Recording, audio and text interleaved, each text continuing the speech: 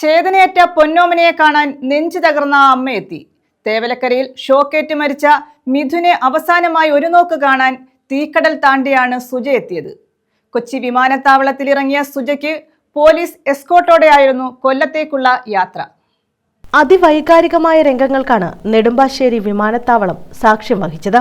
കൊല്ലം തേവലക്കര സ്കൂളിൽ വെച്ച് ഷോക്കേറ്റ് മരിച്ച മിഥുന്റെ അമ്മ സുജ രാവിലെ 9:30 കുവൈറ്റിൽ നിന്നും നെടുമ്പാശ്ശേരി വിമാനത്താവളത്തിലെത്തിയത്. ഇളയ മകനും സുജയുടെ ചേച്ചിയും അടക്കമുള്ള ബന്ധുക്കൾ വിമാനത്താവളത്തിൽ കാത്തുനിന്നിരുന്നു. വിമാനമിറങ്ങിയെത്തിയ സുജ ഇളയ മകനെ കണ്ടതോടെ നിയന്ത്രണം വിട്ട് പൊട്ടിക്കരയുകയായിരുന്നു.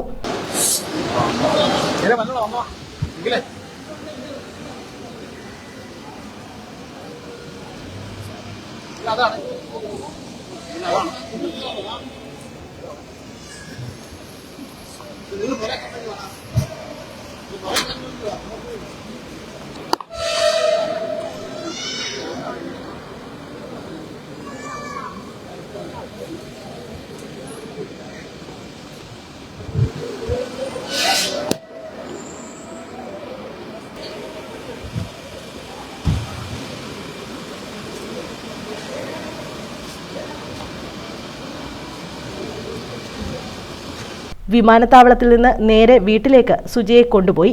ഉച്ചയോടെ സുജ വീട്ടിലെത്തും.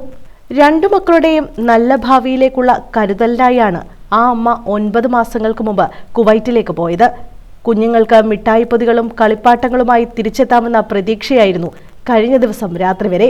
വീഡിയോ കോളിലൂടെയാണ് മിഥുൻ മരിച്ച ദിവസം രാത്രി കുഞ്ഞിന്റെ മരണം അമ്മയെ അറിയിച്ചത്. പോലീസ് എസ്കോർട്ടോടുകൂടിയാണ് കൊല്ലത്തേക്കുള്ള മിഥുന്റെ അമ്മയുടെ യാത്ര. ന്യൂസ് ബ്യൂറോ, കൊല്ലം.